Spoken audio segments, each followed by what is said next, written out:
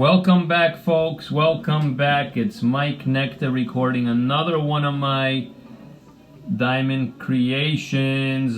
Just finished this one, custom built.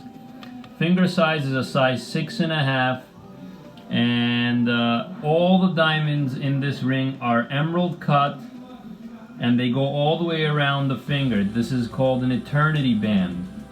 Pay attention to the placement of the prongs. You almost don't see the prongs holding the diamonds in place. Shared prongs at the edges, at the corners, and I have all the walls diamond up against diamond, so there's almost no space between any of the diamonds. You don't really see any space. Now, the ring is built in platinum. Every single one of these diamonds is certified by the Gemological Institute of America. They average to be about 3/4 carat each. Every single one of these diamonds has a fluorescence of none, which is great, because if you ever have one of these rings, and then some of the diamonds have fluorescence, some of them don't. If you ever have the ring under a black light, there will be an inconsistency in the reaction to the UV rays in the black light or in the sunlight with how the diamonds look. So if you have the money to upgrade your ring to an all no fluorescent diamond eternity band, do it, because there's a, I'm just giving you possibilities. I'm letting you know it's possible to do, and it's up to you to decide if you want to do it or not. So all the diamonds here were tested for fluorescent, and they're all none. We made sure to be at VS or better. One of the diamonds in here is actually even flawless, according to my memory.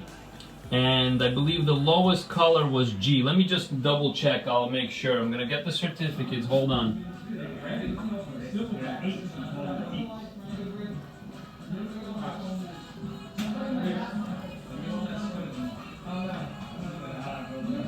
All right, let me go through all of them right now. I have a GVS2. A GVS2, a EVVS2, a FVS1, a GVVS1, another GVVS1. What else? G flawless, not internally flawless, but flawless. That's actually off the charts. DVS2, EVS1, DVS1, FVS2, GVVS2, GVS2, EVS1, and FVS2. So there you go. Not even one diamond is H color here. They're all G and better. So the ring is it's called collection quality. Absolutely collection quality. Nothing SI, and that's really kind of important when you're doing an emerald cut ring, because the SIs sometimes can show a little bit easier because it's a step cut compared to a brilliant cut diamond. So this is how I put the ring together. First of all, I did a calculation, and I realized that to create a size 6.5 ring using 3/4 carat diamonds, I did the calculation and figured out how many stones I need.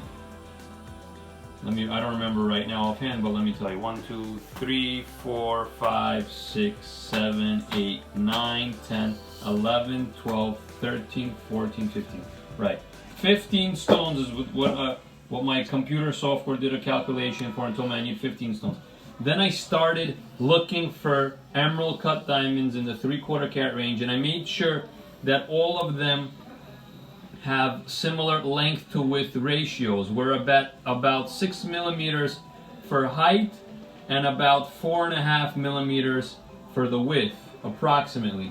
So I'm looking for 15 stones through my collection. I put together a list of 15 stones, and then I stop and say, hey, wait. Some of these stones, 3 of these stones, I believe, had a faint fluorescence, while the rest had none. So I said, you know what, let me work on this layout a little bit further. So I removed the 3 stones that had the faint fluorescence and replaced them with other stones that had no fluorescence. And as long as it works within the budget, you can do that and keep improving the layout, the collection of diamonds. For example, if someone would say, hey Mike, I need exactly this, but keep the lowest color, F color for example. I'll take the 15 that I have right now, I'll sort it out, see how many G colors are in here, and continue searching for stones that are D, E, or F. And it's just a matter, you know, anything is possible. It's just a matter of how many diamonds you're gonna go through. I remember going through about 75 diamonds to put this ring together. So you can imagine, you really need an extensive inventory to do this, or at least a network of people that will support you to make rings like this happen. Okay, that was just half the battle, collecting the stones, making sure that they all fit a certain blueprint for the depth, for the length and the width, making sure they're all within certain parameters for fluorescence, color, and clarity.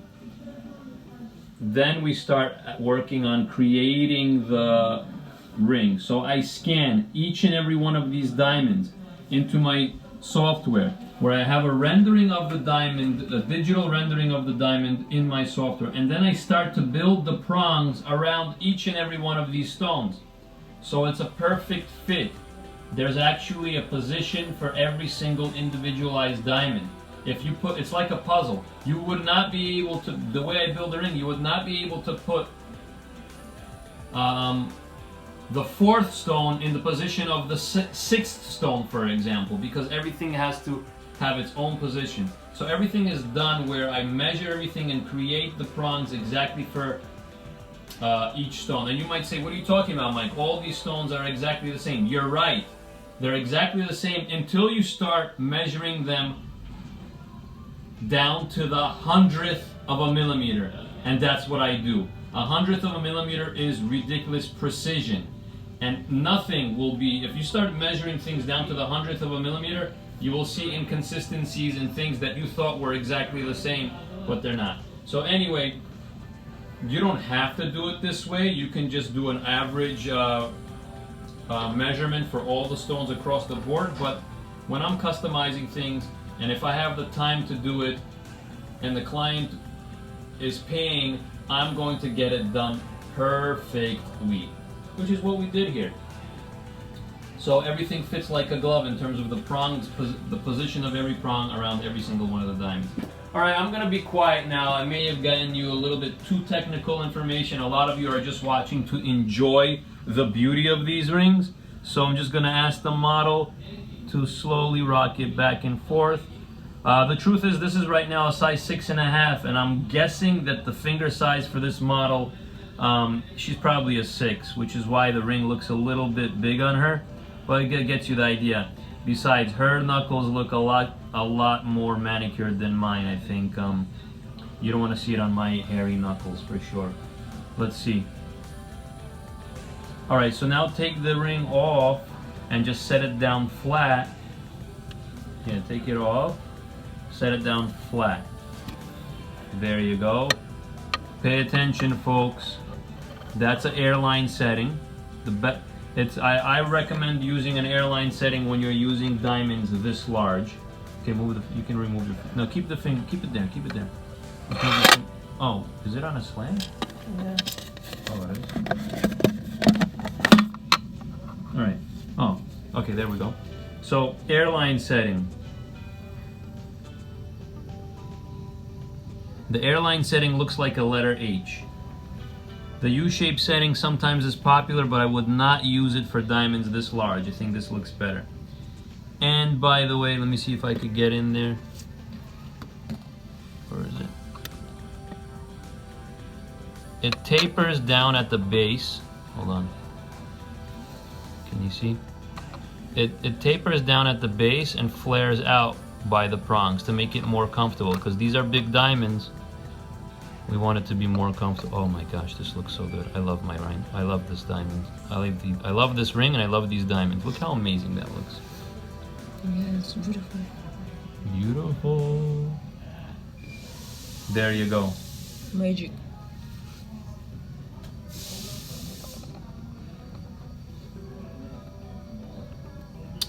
Right here, where is that little square at the bottom?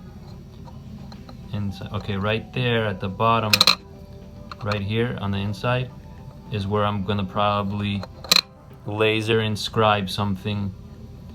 I could put the client's initials on there, but usually I just do like platinum. I write platinum in there, and maybe the exact carat weight or some information about the ring.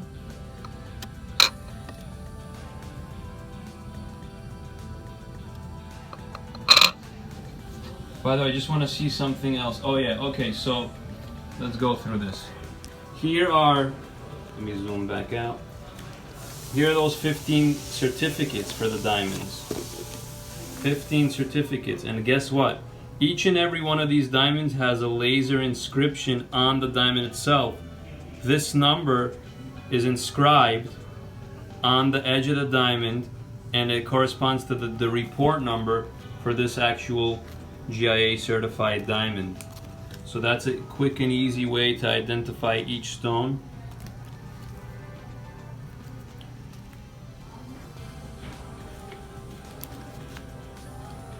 See, down in the comment section it'll say INS, which stands for inscription, and then it's inscribed with a microscopic laser GIA and the report number. Anyway, folks, this is Mike Necta, and I'm signing out. I hope you enjoyed this video. Let me see that ring again. Where is it? Just drop it in my hand. So bright. Oh, there's fingerprints on it now. It looks amazing. By the way, platinum is nice and hefty. It feels nice. And obviously, these aren't small diamonds, and it's a valuable ring, so why not do it in platinum?